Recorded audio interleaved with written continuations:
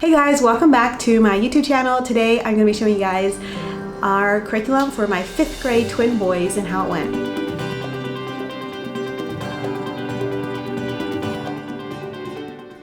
I am excited for today's video. I am really happy to be done with 6th grade and ready for our summer break, and I haven't made a video in a long time. I thought it'd be fun to come on here and do another video and just talk about my homeschool year. And I know there are other homeschoolers out there who like to geek out about homeschool curriculum and books and how it went and stuff like that, and I enjoy talking about it. So I'm just going to go ahead and dive right in. In case you guys don't remember, we are a family who is from the States, so we currently live overseas in Cambodia. We've lived here for 10 years, and I have 4 boys, and I have homeschooled them all the way so far. And yes, so I'm just going to go ahead and get started and show you guys. So first of all, this is their weekly to-do list. My twin boys are in 6th grade. I don't know if I said there's 2. So they each have one, and this is something I made just on Canva for them, and it just goes through and says like what they have to do for each day, and then they can mark it off. We erase it at the end of the week and start over again next week. So it varies a little bit from day to day, but roughly the same. And then on Fridays we do a little bit of a fun Friday. We switch up some of their curriculum, and I will show you guys those books later. And then I just have some extra activities down here for afternoon. They also have a morning 5 they're supposed to do, which includes brushing their teeth, make bed, their water bottle. They use a water bottle every night in their bedrooms, and so they have to bring that down and either wash it or put it in the fridge so they have cold water in it. They drink all those out of the day also. We live in a tropical, very humid, hot country, and so it's important that my kids drink a lot of water, and encouraging them to drink a lot of water. And they're supposed to help with breakfast, and then they have a chores they have to do. Sometimes like wash dishes, stuff like that, sweep the floor. So they have to make sure that they get that done. So that's their morning 5. And then they also have some activities in the afternoon here. Those are more kind of suggestions. Some of it's like exercise, stuff like that. And then, yeah, just their daily things that they have to do. It looks like a lot, but it's because I put every single little thing on here. Okay, so I'm gonna start with Bible. This year we did Sonlight. Which core? I know I can't remember which core it is, but it's like the one that is for their grade level. By the way, we got a class pet. It's a parrot, and we've had her just a couple months now, and she is very friendly. So she likes to sit on my chair back here. It's kind of her perch in our classroom here. Her pen is over here with her food and water, but she likes people. She's really friendly. So she is just gonna hang out on my shoulder here for a bit. So enjoy her. She's had a lot of fun to our school. She sometimes will come and stand on our heads and stuff like that while we're doing classes. I'll try this out. If she ends up distracting me too much, I might make her go over to her pen. So we did Sonlight, and I will show you more of the books later, but I just want to kind of show you what we did for Bible. This here is Starting Strong, and it is you read a chapter. It's kind of like a devotional. You read a chapter, and then there's questions to answer, and there's also some stickers. It is a little bit like 90s looking, a little bit dated, but it worked fine for my boys. It had a lot of things about like being kind, including others, and like character qualities, how to solve conflict, different things like that. And then they had different prompts that they had to go through and answer, and you could spread this out over the week however you wanted to. They just wanted you to do like a chapter a week, and there was some weeks where we didn't do it. So it didn't take all year to complete this. And I got 2 because twins, and we liked it. I wouldn't say we loved it, but we liked it. It was good for them to have their own devotional to do, and then with the comprehension questions. That's a good check. Oh, I guess she decided to go over there, not keep joining us over here. Okay, the next thing we did was this here. We read this more towards the end of our school year. It was kind of throughout the whole school year, maybe. Can't remember if we started right at the beginning or not, but it's 3 books in one, and it says Case for Creator for Kids, Case for Christ for Kids, and Case for Faith for Kids, and it's kind of an apologetics course, and it just goes through, and it's written very well for my boys to be able to understand. A lot of questions that my boys have asked me. We live in a Buddhist country, and so little friends that they play with have different beliefs than they do, and so they have questions about some of the basics of our beliefs and what we believe in. So I really like being able to go back to the Bible and point to specific verses, and here's what we believe, and here's why we don't worship an idol, a Buddha, a statue. And yeah, so it's very practical. With Sonlight, they had Bible passage that they had to read every day, and a Bible passage for me to read every day. I will show you the instructor's guide then with the calendar in it, but this is the Bible that they used, and it was good for them to have to find the books in the Bible, and they often have to look at the reference in the front up here because they don't quite have it memorized yet. We are working on memorizing them. We sang the song and stuff, but they don't have it memorized perfectly yet. but they're getting more familiar, so it's really good practice for them. So that's what this is. The next two things I'm going to show you were not part of Sonlight. It's just something else we use for Bible. This here is Excuses Exposed, and this is from Rachel, 7 in All. It's her YouTube channel, and her homeschool curriculum is called Where'd You Learn That? Homeschool. And so this is a PDF that I bought and printed, and it goes through and talks about different excuses. It's kind of like a devotional, and why they are invalid, and they had different exercises that you had to do to go with the excuse. So you would just read that. And then this here is Nature Collection, Hymns for Him, Exploring the Beauty of God as Expressed Through Hymns. She has this in color, but I printed it in black and white to save ink. But you go through and there's different lessons. You cover 3 different hymns and there's different lessons for each day, and talks about the hymn, talk about different vocab. There's vocab cards. Here are some of my vocab cards. And then I would take the hymn, and I have a little like bulletin board over here. So we would have our hymn up there and our Bible memory, which was part of our Sonlight. And they have different suggested Bible memory for you throughout the school year, and we followed that. And then I also would put poetry up there. The poetry was not for them to memorize, it was just for them to read over occasionally and to get really familiar with it, and I had that on their daily to-do list. The Bible memory was part of Sonlight, and we would work on it throughout the week and then have them say it on Friday or Saturday. So that is how we did that. Towards the end of the school year here, we had a bigger Bible memory passage they were working on. It was 13 verses, which isn't super long, but it was hard for them. And it had some old words, big words in it that made it more difficult. So the way Sonlight had it geared out, spread out, was you did like 3 verses the first week, and then you added 3 more, so 6 the next week, like that. And so one thing I did help motivate my boys, because it felt really hard to them, they like didn't feel any like didn't want to put forth effort into it. They had no motivation. That's the word I was looking for. So I would say that if they got it said by Saturday, like at first maybe when it was 3 verses, I'd say they get 30 minutes of screen time on Saturday. And then the next week when it was 6, I maybe would double that for 1 hour. I think the most we did was 2 hours of screen time. I didn't let them go past that for a Saturday. So they had to do all their chores and say the Bible memory stuff on Saturday, and then in the afternoon they would get a little bit of screen time, and they really enjoy that. And by the way we do screen time in our house is not one person goes off with an iPad by themselves. The boys tend to stay together, and usually I'm in the room with them, or I'm in and out because I'm doing laundry or cleaning or whatever, cooking, depending where we're at in the house. And they're playing a game together. So they often will play a game together, and talking about it and joining up. Although sometimes just one person will be playing, depending how it went with their Bible memory. And then the other boys are just stand around and watch that one person and like, oh, try this, try that. So it's a social event. It's not one person off at a room by themselves with their screen. So we don't do that in our house. And then even when they are playing as a group, we still have certain rules they have to follow. Like they can't kill, they can't, anything with bad words, anything that's like, I don't know, we have a list. So yeah, and they know that. They know what they gotta stick to. All right, so next up is math, and my camera battery is dying fast. So if it dies, I might have to go for a little bit. Not that you guys will see that with all the editing, but yeah. Next of all, we're just gonna go through a curriculum, and next of all is math. We did the Good and Beautiful math, and I printed this off myself, laminated the covers, and bind it myself. I have a Pro-Click binder, and I really like that. And then I get different size bindings to put them in. Even so, the whole book does not fit in one thing, so I had it divided in 2 this school year. One note, I think at the beginning of the school year, I started trashing old lessons, but then occasionally we would forget how to do something and we need to look back and see how to do it, and then I didn't have it, which I do have the PDF on my computer, so we can always bring it up on that, but it is just kind of a pain and extra step. So I learned that you don't trash the old math lessons, you keep them. Same with language arts. Sometimes it's really nice to be able to look back with their language arts in these upper levels. So we had these, we did not do the videos. You can do video lessons. My boys prefer for me to read it to them. They figured out they can do their lesson faster that way. And it also makes sure I engage, because if they watch the video, sometimes I'll walk out of the room to do some chores and come back, and then I'm like, okay, I don't know what's happening when they have a question and I don't know how to help them. And so they prefer me reading the lesson to them, and it is better for me to read it to make sure I know what's going on. We did flashcards. I just have these here to remind me to say this. We worked through just reviewing multiplication, division. They're pretty good with it, but they need review. It doesn't hurt. The Good and Beautiful Level 5 comes with mental math, and so I had bought one. We were in the States, and then I decided I was going to have 2. I was originally thinking my twins sharing, this was like 2 years ago we were in the States last time. But anyway, I ended up getting the second one, like printing it myself, and then I got sticker paper to print the stickers on, and it's not perforated, so we have to like cut it out with the scissors. That's why it's odd like this.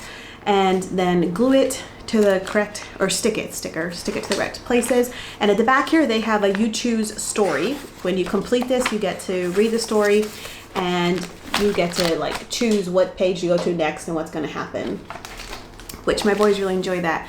So this is the mental math. They would do this sometimes on their own, and sometimes I do it with them. I tried to do it with them when I could. Okay, we switched my battery out because the other one died. I'm not quite sure what I was saying, but this here is the last 20 lessons or so of their math. I have it just bound in here, and this is going to be what they do for their summer school because we're not quite done with it, and I'm fine with that because spreading it out helps them forget less. One thing about the 5th grade math is the review sections were really, really hard for my twins. And I've heard 1 or 2 other moms say that the 5th grade math was pretty hard for their boys or children. And so there has been days where we've split, often now towards the end of the school year, days where we split the lesson in half. There's even a couple weeks where we had to do just a fourth of a lesson because it was taking a long time and tears were coming and it was getting really frustrating for me and for them. So when it comes to review sections, they're forgetting a lot. They forget how to do stuff, and we have to look back for everything. They need me to sit there with them for every single problem and help them, which is really frustrating for me because I want them to be able to do at least some on their own, and the review sections especially are made for them to be able to do on their own. So that has been tricky. So I'm not quite sure what to do with that moving forward. I was thinking maybe I should try like some other kind of math curriculum, or maybe it's just they just need. Sometimes I notice with my boys that they will like not be able to understand something, and then it's all of a sudden like they have a growth spurt and a brain development, and then they're able to understand something. Yeah, so I'm hoping maybe that will happen. I don't know, not quite sure. As of now, next year I'm planning to use the Good and Beautiful math again, but if it gets too frustrating, especially for my one twin, he struggles more with it than the other one, I may look into something else. I'm not sure what for 6th grade, but for now, I'll stick with the Good and Beautiful, and we'll see how it goes over the summer.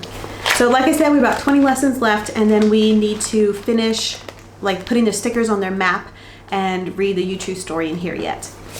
I do recommend the answer key for the 5th grade math. It makes it much easier for me when I am grading their stuff, and also sometimes I'm not quite sure what they're looking for, and then I can double check in here. Now, one little tip if you're printing this yourself is I printed mine in black and white, and I printed it like on Save Ink thing. I would not recommend doing that. Sometimes the decimal point I cannot see. Like I printed it so lightly, I can't always see where the decimal point is, and sometimes the really small writing can be hard to read, depending, because it's supposed to be in color. Depending what color is the background and stuff, it makes it gray, and then the writing is just like a little shade different.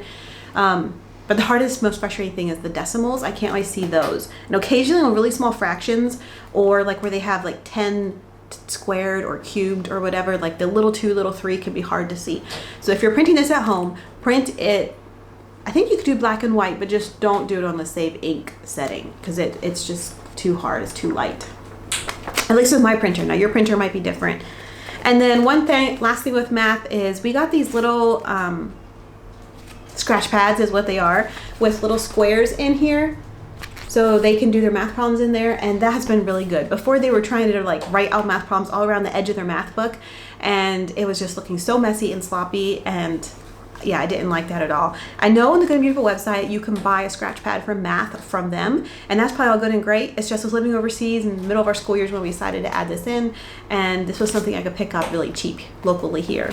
My one twin maybe has just a touch of dyslexic, so having little squares, little grids like this to keep his numbers straight when he is dividing, like doing long division or adding with decimals or something like that, that's been really key for him. All right, next of all is language arts, and we did the Good and Beautiful language arts this past year, and I print and bound it myself. And again, like I mentioned with the math at the beginning of the school year, I was throwing away some of the old lessons that we were done with, and then realized later on that we need to look back at those sometimes, so I started saving them. So they're bound.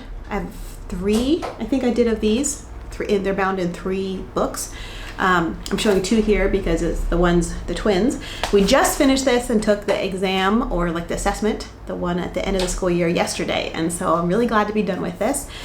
We did everything as is in here for my one twin, and he does pretty good with spelling, and the spelling in here was fine for him. One thing I did is I wrote the words on our whiteboard in our schoolroom, and every day he just had to practice writing them, or at the back of this level, they have extra spelling practice sheets. So he would either just practice writing the words or do the spelling sheets. So I would usually tell him, okay, today I want you to do this, or we're in a hurry, so today just write them. So yeah, that's how we did that. And then my other twin, the one that struggles just a little bit with dyslexic and writing, this is where he really runs into problems. He writes, he has it in his head. When he goes to write it, it gets messed up. So I actually, partway through the school year, I realized this is not working. He needs a little bit more help. So I got all about spelling level 3 for him. I had him do the assessment test online, and my sister came to visit, and so she was able to bring it over because they don't have PDF available. I wish they would have PDF available because I could print it myself. Anyways, so I will show you that. I have it in a stack over there. Yeah. So we did the Good and Beautiful Language Arts, everything except the spelling for the one twin, and then the other twin did everything in here as is. The dictation, so they will have you sometimes dictate a sentence for your child, and they really struggle with that. Both my twins, I don't know why. It was, well, the one twin, I know he struggles with spelling already, like that was a given, and then my other twin, spelling is a little more natural for him, but still for some reason he just really struggled with the dictation part. So I know that's something we need more practice with. This level comes with 4 readers that you read, and so I bought these. I didn't print these myself because they just look so nice. So when we travel to the States, I always have to pick and choose what books to bring back and which ones I can print, because I can't bring everything because the weight adds up really fast. And we do Sonlight, which has a lot of books already. So these are all level 5. So they are called Captured Words, Chico of the Andes, Marjorie, and the Clockmaker's Son. And my boys read all of them, and then they have like comprehension questions that they had to do.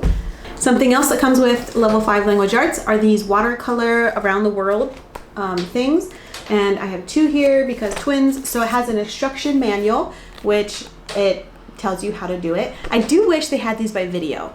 The instruction manuals are great, but my boys just didn't want to read them because each drawing has quite a bit of words. They just would look at the pictures and try to follow the pictures without reading. And I have to constantly tell them, no, like go read the words, because it explains in more detail how to do it. And they do a better job if they would take the time to read it.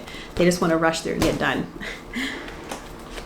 So here is my one twin's, his different drawings that he did. So a lot of the art was associated with a time period in history, often to do with one of the readers that they were reading, or something else they were learning in their geography, or something to do with their language arts. Something else they were learning was connected. And this here's the other twins, his drawings. Now the one twin that struggles a little more with his spelling, he's very creative, he's very artsy, and so he would take more time and follow, he still didn't read it, but he would try to follow the picture in more detail and take more time, didn't just hurry through it. My other twin, whose spelling comes a little more natural to him, he is not into crafts and art, and he just would rush through to get done. His goal was just to get done. And then the last part that comes with the Good and Beautiful Language Arts level 5, there's a lot of pieces, is the geography cards, and these are for levels, I think 5 through 7 or 8, I'm not sure. But this year we focused on some of the grammar questions, which was really good. It was like, what is a noun? What is a subject? What is a verb? What is a pronoun? What is compound complex sentence? Independent clause, dependent clause, just all that kind of stuff, which was really good. We're not through all of them, but it's okay because we can spread it out over the next couple of years. And then we're also working on the geography cards, like the states. So it has like a state in red, and then on the back you switch it over and it'll say the name of that state. So we do not have them all memorized, all the states yet. And then my goal is to finish memorizing the state locations over the summer, and then next school year focus on states and capitals. We'll see if that happens. I don't know. We don't actually live in America, and so these states are kind of vague to my boys. When we go back on furlough, like they see, I'm from Virginia, my husband's from Indiana, and they see those states and a couple states in between as we travel. But it's a little more vague. I think it's a little different if you live there and have more connection with the state. One thing that has really helped with learning states is a game, an app on my phone, and we also have the computer, and it's called Centera app. I will try to link it below in the description box if I remember, but it's just a simple game, and it quizzes you on, like, you can pick if you wanted to do the East Coast or the West Coast, state locations, states and capitals, and then also countries of the world. And so that has really helped So they enjoy that. Anything on the computer makes it more fun. Next is handwriting. This is level 5, and we finished this about halfway through the school year, and it is cursive with a little bit of print. And then they always, with the Good Beautiful in their handwriting, they always have like an activity on the bottom. You guys probably are familiar with that, and my boys enjoyed that. They don't do the coloring, but they'll do all the other stuff. And like I said, we finished about halfway through the year, and so last time we were in the States, I had picked up this at Christian Light Education at their store. These were seconds, these were on sale, but it is the 4th grade one, in which we would have been in 4th grade that year when we were there. And we didn't end up using these, so we're just using them this year, which is fine. I actually compared the size of the cursive to level 5 Good Beautiful, and it's about the same. So my boys were halfway through this, and we'll just keep working it through the summer. Their handwriting is pretty bad. They enjoy these kind of pages better, where it's less writing. A page where it's like a big paragraph like this, and they have to copy the whole thing. They do not like that as good. It's quite a bit of writing. And my one son, who I think has a little bit of dyslexic, it's really hard for him to look up here and then write it down here. Look up here, write it down here. So sometimes, especially if we're in a hurry that day, I'll have him just trace it up here. That's much easier for him. And then something else I make them do is read it out loud to me. And then if we're in a hurry though, sometimes they'll just read it quietly to themselves. But this actually is really great because it goes through different states. It's not all the states, but it goes through different states and has facts on them in cursive, and then also some facts in English. And this will usually, like if they write a bunch in cursive, then it will usually have something for them to write in print down here, which is good because my boys need practice with their print also. So yeah, that just goes through and talks about some of the states, not all of them. Okay, the next part of grammar is We Did Fix It Grammar. This here is the nose tree. This is the teacher's manual, and I do recommend getting the teacher's manual if you get this. It just makes for easy grading, easy double checking if you're not sure. So what you do is you just go through, they have a sentence, and then they have to go through and mark what is the noun, the verb, the subject, all the parts of speech. They have a list up here, and then they have to rewrite it and fix the sentence, fix the things that were correct or incorrect in the sentence, like capitalization, punctuation, spelling, numbers, just all that kind of stuff. And then they have a vocab word. Each sentence will have one word that is in bold, and then they're supposed to look that word up in a dictionary and write the meaning in here. Sometimes I would have them just tell me the meaning. They can always write it. And then if we're in a hurry, sometimes I'd say, okay, today you don't have to look up the word. But it was good for them because they need practice using actual physical dictionary. I know nowadays we all look up words on phones, but it is good for a child to have the tools to know how to look up a word. And at the beginning of the school year, it would take them a little while, to figure it out, but till the end of the year here, they're pretty fast. I just wanted to add a little clarifying note here. I said we did the language arts as is. We did, except for the writing. Okay, so we did not do the writing part of the Good and Beautiful Language Arts. We used IEW this year. This is the beginning level, structure and style, and this comes with video lessons where Andrew Pedwall, he teaches the children how to write. Usually the video lesson is like 45 minutes-ish. They're a little long, and I would usually watch it with them so I would know what was going on. And then this is like the teacher's book where it tells you what they're supposed to be doing. And this here is a portable wall where it just has the things they learned, and then also like substitutes for the word said, or ly adverbs, ly imposters, prepositions, strong verbs, all of that. And then in this binder, it comes with all the papers that they need for the year. Andrew Pedwall, like in the video, they prompt you, okay, get this paper, get that paper, and so you know exactly what to get. And then one thing I really like for you as a teacher, it has an easy way to grade them. Let me see if I can find an example. So here it goes. So they can check this before they hand it in, and then you can also use this to grade them. But the paper needs to have their name and date in uppercase left-hand corner, the composition double-spaced, the title centered, and repeats 1 to 3 keywords, so on and so forth. Down here in the style, they need to have 3 paragraphs, and these are the dress-ups, like ly adverbs, who, which, clause, and then mechanisms is like capitalization and mark, complete sentences, and correct spelling. And as the school year goes on, they add to the dress-ups. There's more dress-ups. This here's one from towards the beginning. And so we are going to use this again next year. Usually when we would watch the videos, my first grader would watch with us. He always starts a video with a joke, and he always wanted to make sure he didn't miss that joke. So he is in there observing, learning. He's not writing, but he is learning just from watching the videos too. So my boys do not like writing. However, this here, I felt like I got less negative feedback than what I did when we were trying to do writing with the Good and the Beautiful. It gives them more structure, exactly what to do. Now, one little hint or tip I want to give is, for my boys, I would often have them do the rough draft on their iPad, and they do speak to text just to help them get it out on paper, because writing is so hard for them. And so they would speak it out, and then they get the rough draft out, and then they would try to get all their dressed up words. I'd have them go through, physically check it off on the checklist. And then once they had that done, once they had the rough draft done, I would sit down with them and we go through and like correct things that they had incorrect. It went much faster that way, and it also helped them not feel as overwhelmed.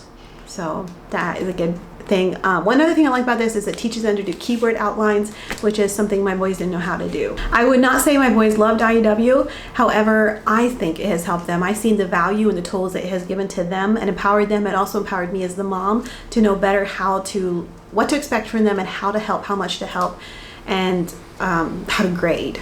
All right, next up was science. We did 3 science units from The Good and the Beautiful. So the first one we did was the space science study. We had not studied space yet with my boys, and so I was excited for this one.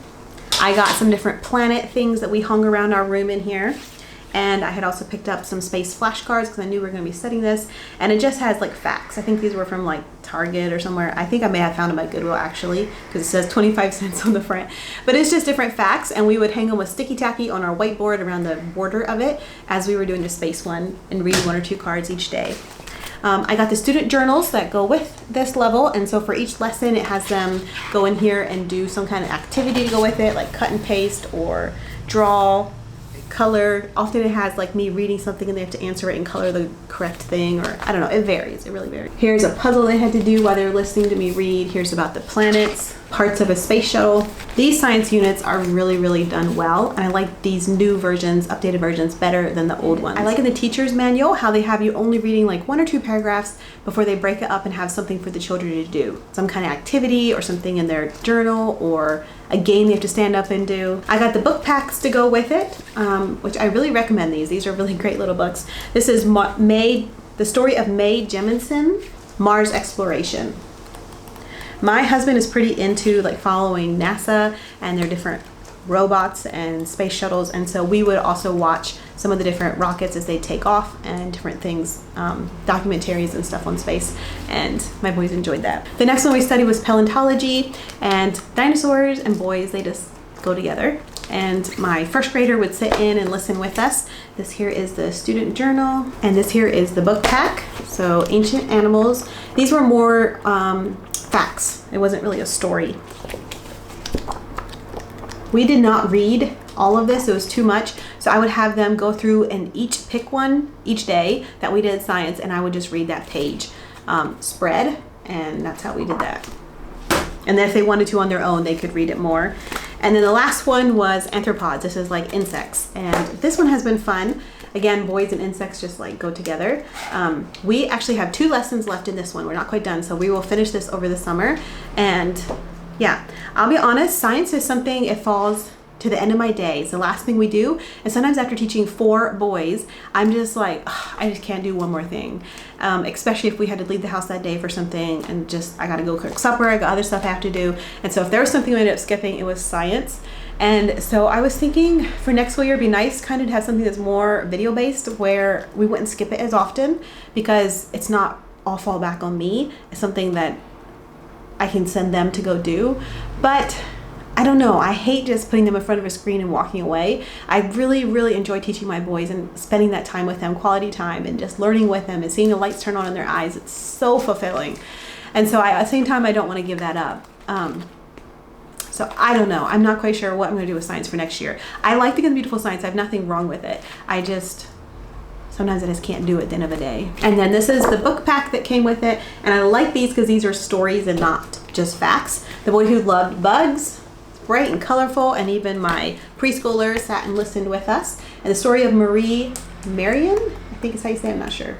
And again, these are just really great quality stories. Like I said, I started with this in probably in February, so over halfway through the school year, with my one twin who was really struggling with spelling.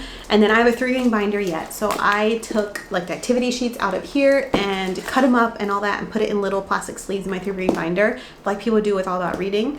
And that way we can reuse it in the future. So we will keep using this. We are only like a little bit into it, not very far, because like I said, we just started this in February, and I've only been doing one lesson probably every 2 weeks. We're moving pretty slow through it, which is fine. There's no race for this. I just want him to be a good speller. And then my boys have to read 20 minutes each day, and so this is just representing some of the books that they read. They really like graphic novels. And our period in history we were studying was American history, like more modern. So I had the Civil War and World War I, which we covered these. This was more towards the beginning of the school year, but we did cover these.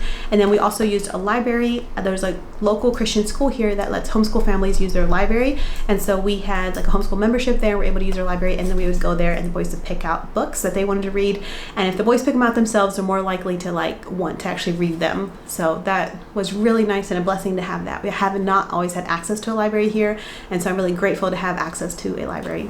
I'm going to show you guys Sonlight yet. That was kind of our history and our literature and stuff, but this here's what we do on Fun Fridays. We would skip our math and language arts and we would do IW, and because we only did it on Fridays, we spread it out quite a bit. We did get done with it. I wasn't sure if we would or not, but we did. We do IW, and then we would do these here kind of like fun books.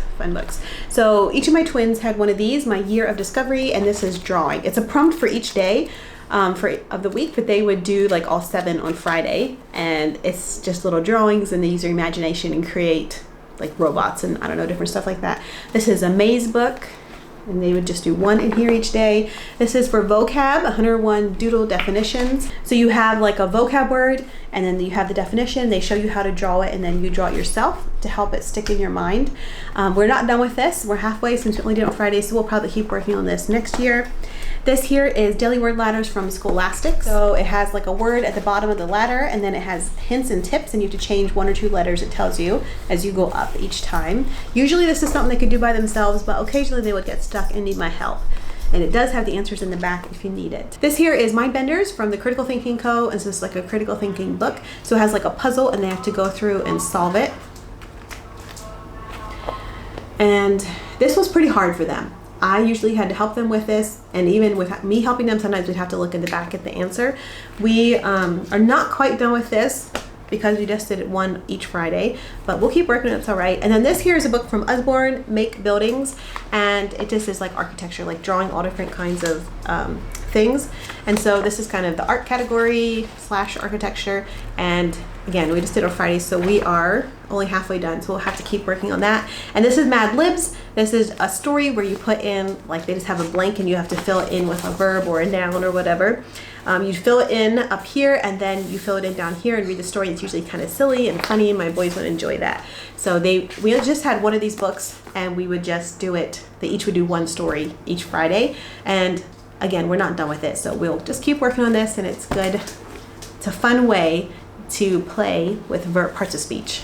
Okay, so the parrot is over here standing on my stack of books, if you guys hear him. Okay, so next of all is Sonlight, and we did Core E, which is Intro to American History, year 2 of 2. And so they have it divided here with the tabs, what you do each week. So I am just going to briefly show you guys this, but it goes through, I got the 5-day. You can pick if you want 5-day or 4-day, and it goes through and it tells you like starting strong, which is their devotional, and then Case for Kids. And so these 2, they just have you spread out throughout the week, however you want to read them. But then for like the student reading and the parent reading from the Bible, they tell you exactly what to read each day. And then this is the Bible memory, and there is songs to go with this. They send a CD, or you can get the download. And then, here it says, sing the word, the heavens declare. And then it'll tell you if this is for the history and geography part, and they will usually show a little globe down here if you need to look up something on the map. And they have different maps up here at the front, and you can use a dry erase wet erase marker. And we also have a big one hanging on the wall back there that we can write on where the different stories are happening. And then they have a song about America, which is another CD or download you can get, and they have different songs on there. They also have timeline figures you put in your timeline book, and I'll show you that here in a minute. And then they have the read aloud section. And so for the first week, we read The Great Turkey Walk and How to Eat a Poem. This How to Eat a Poem book we spread throughout the whole year, and I'll show you that and talk about that here in a minute. We were not a big fan of that one. And then this is the reader section. This is a book they read themselves, and this is by the Great Horn Spoon. So I'm gonna go through and show you all the books. So what I did is I would take this here 5-star, like it's kind of like a binder. You can open and close these tabs. And I take about a month's worth out of the big blue binder and put it in here, and this is what I would carry around with me. We often did our read alouds on the couch back here, and so I'd carry it with me over there so I could look at the schedule and see what to read each day. And then they also have discussion questions at the end of each reading, which is in the back of the big blue binder, and so I would put them in here also so I could have access to them. One hint that I did is I'd copy the discussion questions and then fold it in half and use it as a bookmark in my books. That way I always had access to it. It was right there and it was easy to look up, because sometimes even if it was in this book and it was laying like up here on the white desk, it would just be a matter of me having to look it up and find discussing questions. It's easier to skip, but if you use it as a bookmark, it's right there, and we would do it for sure every time then that way. Okay, for this level, these are kind of the 3 spines that you use. This here is Smithsonian American History, a visual encyclopedia. I'll show you inside that a little bit. It has kind of like little paragraphs spread throughout it with pictures. And at the beginning of the school year, I would read this all aloud to them. But as the school year went on, I would lay it on the desk here and be like, okay, you need to read this 2-page or 4-page spread, whatever it was. And usually correlated with what we were reading in the rest of their history. All right, she decided to come over here and join me again. This here is the landmark history of the American people. And this here is, you'd read it like a chapter, half a chapter at a time, depending. And it looks daunting, but it is written pretty interesting. This book I would usually read out loud to them most of the time. Very occasionally I would tell them that they had to read it, but most of the time I read out loud to them, and it has good pictures and it is written in a fairly interesting way. Sometimes it'll get a little dull, but for the most part we liked it and enjoyed it. And then this here book, my one son especially, he loved this book. He'd be like, Mom, can we read out of the World Wars book today? So this is kind of like the Smithsonian book, where it has little paragraphs and pictures that you read, but he just found it really fascinating. Yeah, he loves like to know who the leader is and who the heroes are and what their story is. And yeah, he always wants to know like who's in charge. Okay, next of all is our big stack of books, and some of these were readers and some were read aloud. So some I read to them and some they read themselves. So I'm just gonna go through here and maybe I'll comment on a few of them as I go. This here is One Voice, William Wilberforce, and this is written, it's kind of written in like poem style. I'm not quite sure what you call it. At first I thought we weren't going to enjoy it, but we actually did. We actually really enjoyed it, and I learned a lot about like England and what all he did over there. Right now I can't remember, but I remember at the time really enjoying it, and then like later telling my husband all about it. This is a book the boys read. It's Helen Keller. It's just a little book. Letters to Miss Roosevelt. It's about a girl who wrote to Miss Roosevelt and got a response from her. Here's Over There, a story World War I. My boys read that book. The Great Wheel, and this one has won an award. That's one thing I like about Sonlight, is they often pick books that are great quality and won awards. This is about the first Ferris wheel and how big it was, and these people, immigrants, built them, and their story, and the way it's written. At first it took a bit to get used to it. It's kind of written in Old English or different style English, maybe because they were immigrants, and it took some time getting used to it. But once you kind of got into that headspace and understood what was going on, and I kind of figured out how to read it out loud, it was interesting. Old Yeller, this one we actually got on Audible and listened to it on there, so I didn't actually read this one. That is another hint. If you're doing Sonlight, get some of the books on Audible or in your Libby app, or even check YouTube for some of the read alouds, because it'll save your voice. I still do a lot of reading aloud, but it is a lot, all these books. This is the Wright brothers. This is a book they read, and my other twin, the one who didn't necessarily get into the wars quite as much, he really enjoyed this book, the one that likes crafts, and he just thought it was really neat how they did that. This one here was about a girl who got forced to go work in a factory during the war, and we drew her path on with wet markers, dry erase markers with wet markers, whatever they are, on the map back there, the one from Sonlight, and we could follow through as she went through different states in America. This is Across 5 Aprils, and we tried to watch the movie after we read the book with this one. My boys weren't super into it, although I found it really interesting and really fascinating. It's about a family who got divided during the Civil War, and from one family, some of them went to one side and some went to the other side. And yeah, this is about a 12-year-old boy who lost his entire family during the Civil War, and he had to go live with his aunt and uncle, and his uncle hadn't fought on either side. He had chose peace instead, and he was really angry at his uncle and trying to just learning to get to know his uncle and figure him out. This here is Chatty Woodlawn. This is, the main character is a girl in this book, and we enjoyed it, but I will say my boys are just naturally drawn to books that are about boys, especially if they're similar in age to my boys. This is Freedom Trail, the story of Harriet Tubman. One topic subject that I personally am really interested in is the slavery and runaway slaves, stuff like that. So I find anything in that category super interesting, which I think it helps it to make it interesting for my boys. This here is Gone Away Lake. And this has won another award. It's about two children who find a abandoned village way back in like the woods, like empty houses. And then here it turns out there's an older man and lady living there, her brother and sister. And so they don't tell their parents for a while, eventually do, but they would sneak back to this village and just hang out with them and hear stories from long ago and explore the old empty houses. It sounds like every child's like summer dream. This here is Sing Down the Moon. So this is about two girls, well, one girl especially, who they got kidnapped by other Indians and then sold to people in town to work as slaves for them. And then it's a story about how she escapes and get back to her Navajo people. But what she doesn't know is the Navajo people, their whole way of life is about to change. They end up being forced on like the Trail of Tears and having to go to a reservation, Indian reservation. And it's really sad. It's really shows how they were mistreated. This is All of a Kind Family. I need to keep moving through these. There's a bunch. This is The Great Turkey Walk. This was towards the beginning of the school year and it was funny. This is Rule of Thunder, Hear My Cry. This was really like emotional. The way it was written is kind of like, some of the days were boring and humdrum, but yet the way they were written, it was just like it was as if you were there yourself. Yeah, so this one here we listened to on, I think from the Libby app. This here is The Great Horn Spoon. This was a Gold Rush adventure, and my husband enjoys watching some Gold Rush series, and so that was kind of interesting. This here is a Heroes of History series. This is George Washington Carver, and my first grader, he really enjoyed this book. We all enjoyed it, but learning about George Washington and like how he used peanuts in so many different ways and how he helped the farmers, and even though he's black and mistreated at times, he still was able to be a very successful man because he had high character quality. This here is Little Britches. It was fun to read this book. My mom is reading it, or has read it, to some of her grandsons who live in America, and so it was kind of fun for us to be able to read it. This here is King of the Mountain, The Summer of Satchel Paige. We went through this book pretty fast. I think it was one the boys were maybe supposed to read, but I did end up reading it to them because I wanted to read it too, and my husband thought it was great that we were reading a book about this.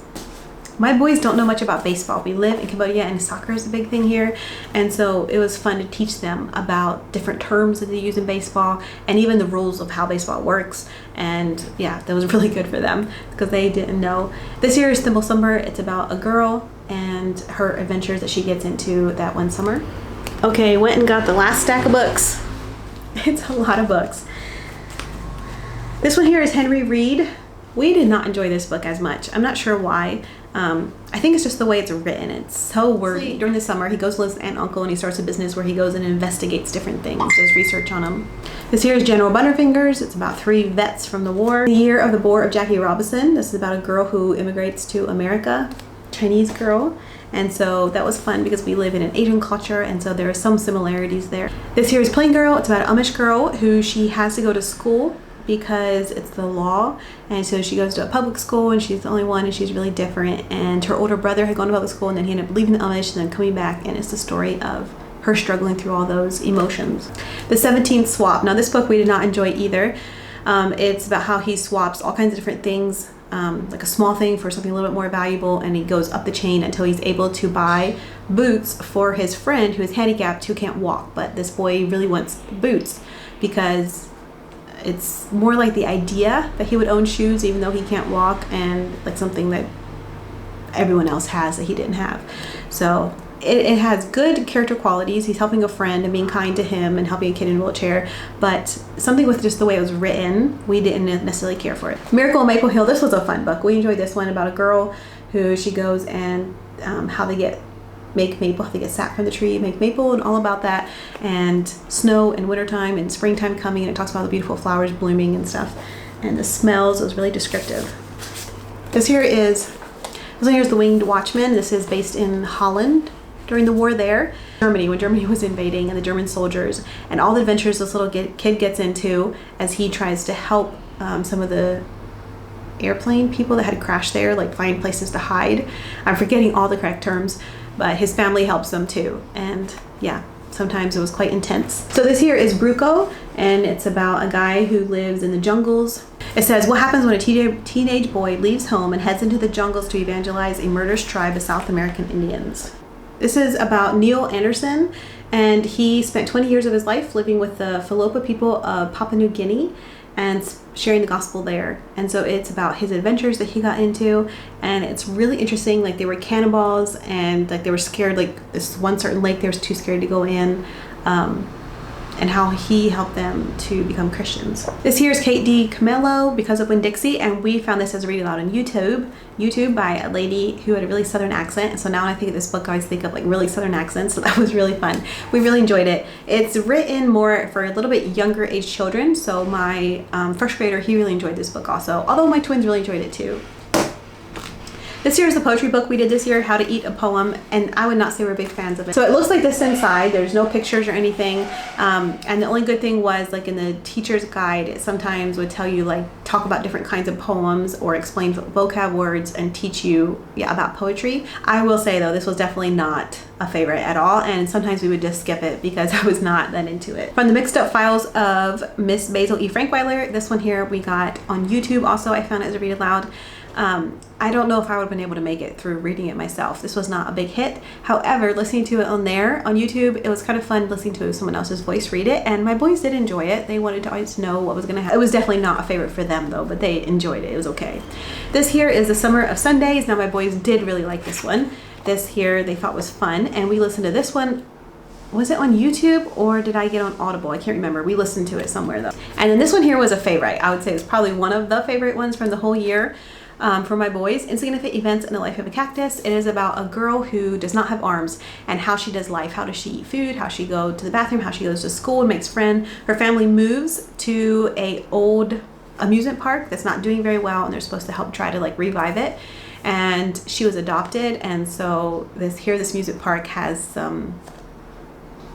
something to do with her past. She's able to find out some of her family birth connections. And she makes friends with a boy who has Tourette's, which he has all these like tics that he does. Like, he will just bark like a dog randomly. And the more nervous he is, the more he barks.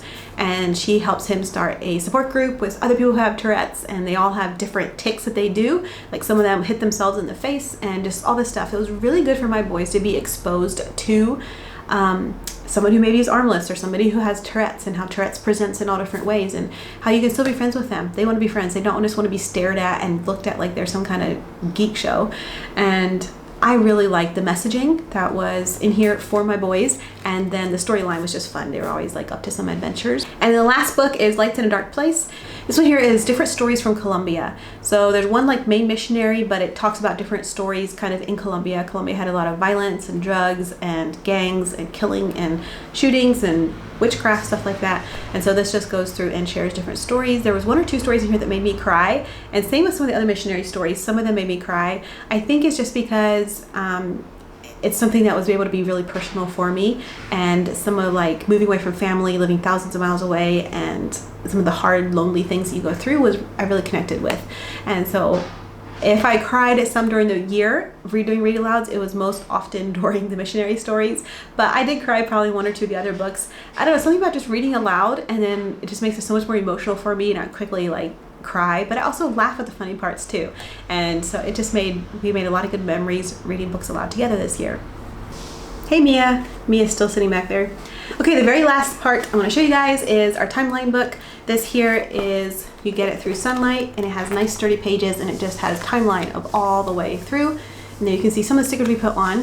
So at the beginning of the school year, this here is the timeline pack of stickers that you get from Sonlight, and we did like the first page, but we have the rest of this left here with the stickers. And so I thought maybe over the summer it would work good to go through and have the boys put these in the timeline book at the correct spots, and we can talk about it and kind of as a review of our school year.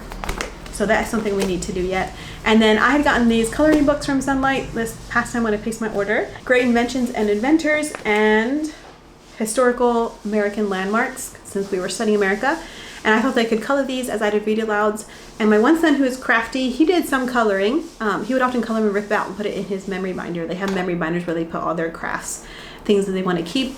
But it was not a huge hit. They did not spend much time coloring in these as I thought they would. But we will save them, and they can continue to use them in the future. but I just wanted to show that. They have this on Sonlight's website. Okay, just really quickly, I have 3 things I want to mention that my boys also did. We did Boy Scouts this past year. This is the handbook from that. We did it for 1 year. Yes, there's Boy Scouts in Cambodia. They went on 2 different camping trips, and they did rock climbing and learned how to like set up a tent, start a fire if you have nothing, and throw an axe. What else? Tie a knot. A couple things like that. It's really great tools. Oh, they went caving, like in a cave, climbed the rocks there, and then also went to like a wall that had rocks, like fake rocks on it. We did that a couple times too. So yeah, it was really good. I'm glad for the experiences they had. I don't know if we'll be doing it again next year. There's a couple concerns that we had that we saw, but I don't know, we're not completely decided yet. So yeah. And then the second thing is we read lots of library books. We went to, I think I mentioned this, we went to a school and were able to use their library books there.